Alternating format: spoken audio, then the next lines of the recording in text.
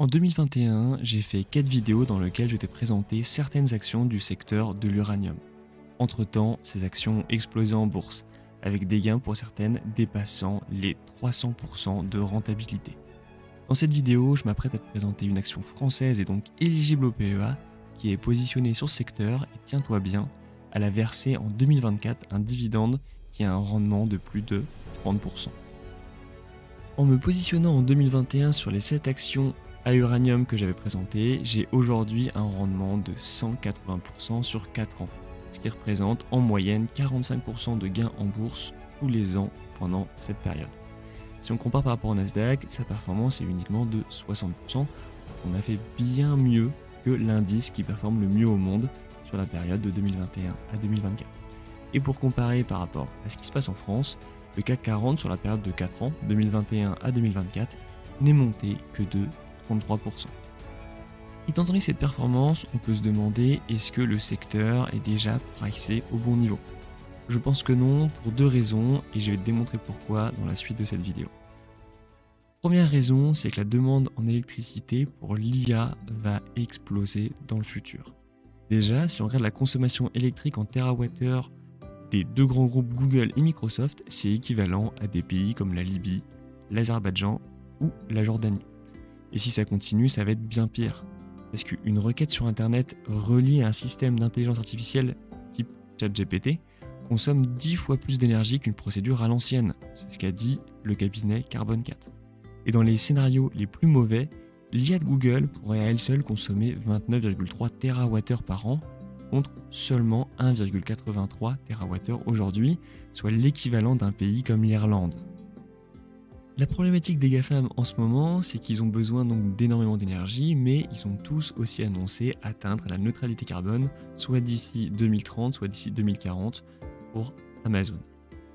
Ils ont tous annoncé ça avant l'explosion de l'IA et donc ils n'avaient pas encore connaissance de ces besoins énormes en énergie.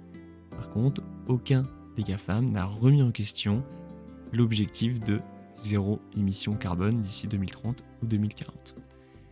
Le problématique, c'est que l'éolien et le solaire ne va pas répondre à leurs besoins. Et donc, ils envisagent massivement de recourir au nucléaire. Et ce passage au nucléaire est d'ailleurs déjà franchi pour l'entreprise Microsoft qui a demandé la relance d'une centrale nucléaire à 3 Mile Island pour alimenter ses data centers. C'est pas Microsoft qui a racheté la centrale nucléaire, mais plutôt un partenariat exclusif avec l'entreprise qui gère la centrale et qui va la relancer uniquement pour Microsoft. Les États-Unis ne vont pas laisser leurs champions, les GAFAM, faire le travail tout seuls puisqu'ils ont prévu de tripler leur puissance nucléaire d'ici à 2050, donc de générer 200 gigawatts de plus. Au-delà d'aider ces champions de la Big Tech, ça va permettre aussi de faire une transition énergétique vers des énergies plus propres, puisque l'objectif va être de fermer des centrales à charbon et d'utiliser ces sites pour construire de nouveaux réacteurs nucléaires qui émettent beaucoup moins de CO2. On vient de voir que l'IA est une force très importante pour le secteur du nucléaire puisque elle va driver à la hausse la consommation d'électricité. Deuxième secteur hyper important, c'est le transport. On va arriver vers un transport qui va être de plus en plus électrique et donc une demande d'énergie d'électricité qui va exploser de nouveau à la hausse. J'ai ici l'évolution des ventes de voitures électriques de 2012 à 2024. On voit que l'augmentation est exponentielle et selon les experts et les analystes, cette explosion à la hausse va continuer. Et de toute façon, la vente de voitures électriques va être forcément à la hausse puisqu'elle va être contrainte par des lois qui commencent à se développer, en tout cas en Union européenne. Toutes les voitures neuves à essence et à diesel à partir de 2035 seront tout simplement interdites. Et si on regarde le marché actuellement, on en est encore très loin puisque aujourd'hui, on a uniquement 9,49 millions de voitures électriques vendues en 2023, ce qui représente seulement 12% des voitures vendues dans le monde. C'est-à-dire que les 88% restants sont des voitures à essence ou à diesel qu'il faudra remplacer et donc on aura besoin de davantage d'électricité pour alimenter toutes ces nouvelles voitures.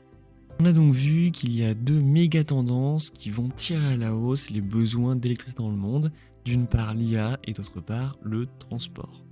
Pour résumer, la production doit pouvoir doubler dans le monde d'ici 2050 et les énergies renouvelables ne seront pas suffisants. J'explique tout ça dans cette vidéo, pourquoi les panneaux solaires et les éoliennes ne répondront pas aux besoins futurs. Je te mets le lien en description si tu veux aller la regarder. Juste avant que je te présente l'action éligible au PEA qui est positionnée sur le secteur de l'uranium et qui a donc une forte probabilité d'exploser à la hausse, je t'invite à mettre un pouce bleu et à t'abonner si t'aimes le contenu que je te propose.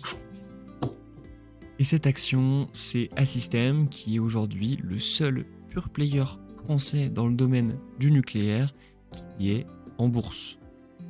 Assystem va être drivé par la méga tendance du nucléaire, qui sont positionnés sur des centrales qui sont déjà en place, mais surtout sur des centrales qui sont en place et qui vont être remises en état pour être remis en marche. Là, les États ou les entreprises vont faire appel à Assystem pour les aider à remettre en marche les centrales nucléaires. On va avoir de nouvelles centrales nucléaires qui vont être construites, j'en ai déjà parlé, mais surtout, on va avoir du nouveau fuel, du nouveau carburant pour les centrales nucléaires, et là, Assystem est en plein dedans. Troisième pan des comptes d'Assystem, c'est la partie défense, ils sont légèrement positionnés, et en ce moment, on le sait très bien, c'est un secteur qui est assez porteur. D'un point de vue géographique, Assystem est principalement positionné en France, mais pas que. Il a quelques contrats à l'international, en particulier avec l'Inde, tout ce qui est Moyen-Orient et l'Australie.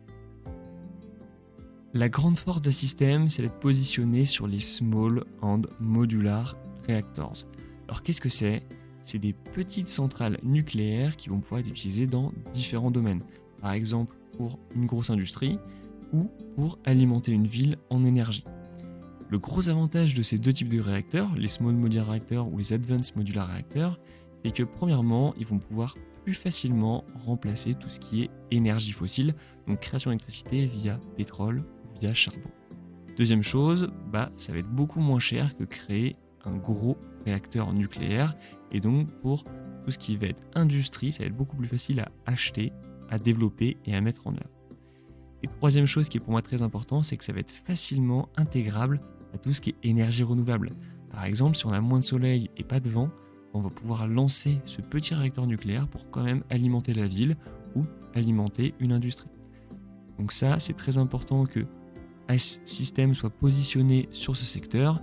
Et il y a déjà des entreprises qui ont fait des petits réacteurs nucléaires, comme par exemple Rolls-Royce qu'on voit ici.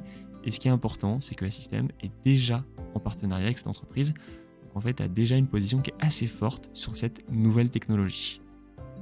Je te propose maintenant de regarder dans la partie financière d'Assystem et de les comparer à ses deux plus grands concurrents qui sont Jacobs et Atkins Realis. Au niveau du PER, déjà, on a un PER d'Assystem qui est très faible par rapport à ces deux concurrents de seulement 6,11. L'entreprise est donc beaucoup moins chère. Deuxième chose, la marge nette est bien supérieure pour Assystem parce qu'elle est quasiment de 15%. Le return on equity est beaucoup plus élevé pour Assystem aussi, il dépasse même les 20%, qui est assez exceptionnel pour une entreprise française, puisqu'il atteint 24,4%. Et la dette sur les capitaux, c'est-à-dire le taux d'endettement de l'entreprise, est assez faible par rapport à ses concurrents, parce qu'on est à 51% ou quasiment 68% pour ses concurrents, alors que Assystem a seulement quasiment 32% d'endettement par rapport à ses capitaux propres. En termes de dividendes pour Assystem, c'est assez exceptionnel pour l'année 2024, puisque le dividende est de 12,50 €, soit un rendement de 33,7%. C'est juste énorme, mais c'est malheureusement exceptionnel. Assystem a revendu ses parts dans Framatome, il a donc eu une grosse entrée de cash et a reversé une partie de ce cash à ses actionnaires sous forme de dividendes. Il ne faut donc pas s'attendre en 2025 à avoir un dividende aussi élevé. Par contre, ce qui est intéressant, c'est que depuis 2014, le dividende n'a jamais été diminué. Donc ça fait 10 ans que le dividende n'a fait qu'augmenter. L'année prochaine, on peut donc s'attendre à un dividende aux alentours de 1 €, voire peut-être un petit peu plus. Et en termes de prix, on a un joli signal d'achat si on utilise la méthode des régressions linéaires. Une méthode que j'aime beaucoup. J'étais en train d'ailleurs de travailler sur un petit projet qui va permettre de screener une centaine d'actions françaises et de déterminer lesquelles sont aux alentours de leur -1 écart type. Là, ce qu'on voit, c'est que très récemment, le prix est passé au-dessus des -1 écart type pour Assystem, ce qui est pour moi très intéressant puisque ça, dans la plupart du temps, provoque une augmentation du titre à la hausse. En tout cas, ça s'est vérifié. puisque en 2020, aux alentours de mars 2020, on a eu la cassure du -1,4 type pour un système et derrière, on a eu une augmentation de plus 127% sur seulement 4 ans, ce qui est quand même très intéressant.